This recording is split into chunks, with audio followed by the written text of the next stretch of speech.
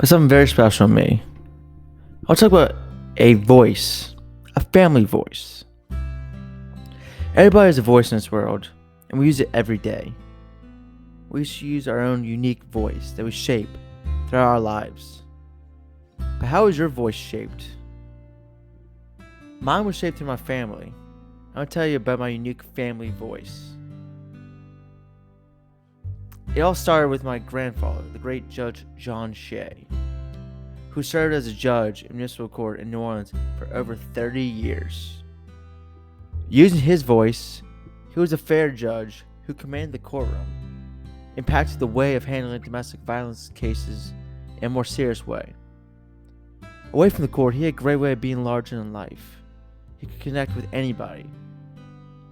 I found out much later these great stories from people about how he treated people the right way, talked to anybody that came his way, an example he left.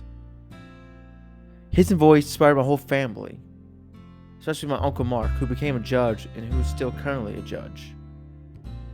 But the biggest voice my grandfather inspired to me was my father, Scott, who followed in his footsteps and became a lawyer, using his voice for the defense and still does to today.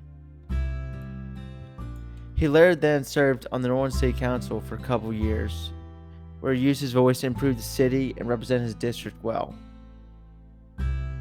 My father has so many characteristics like my grandfather, the way he uses his voice in a courtroom, talking to many people he knows, and the way he connects with our family.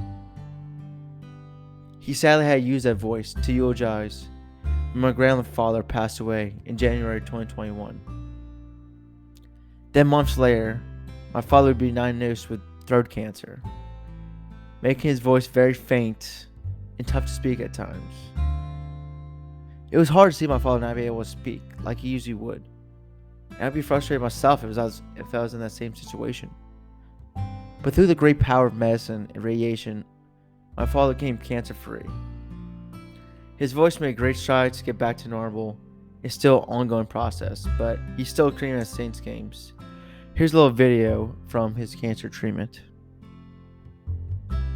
Loud. 3, 2,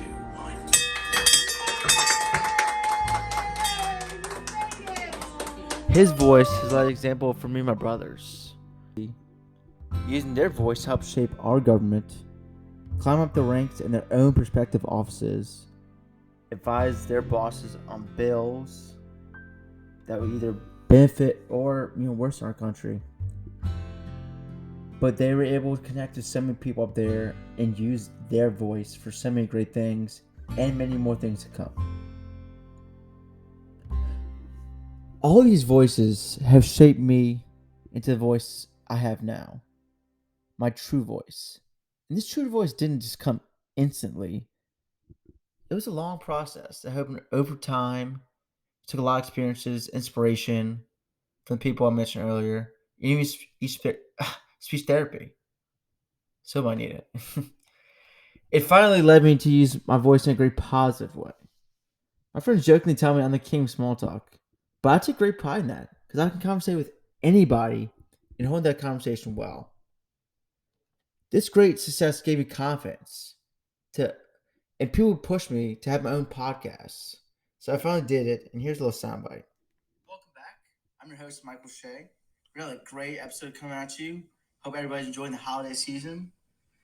And let's go!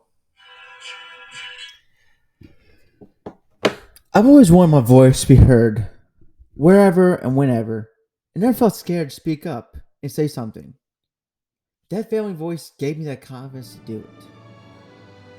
So I've been lucky being part of this family voice, and look forward to passing this amazing voice along to many future generations of my family. So thank you.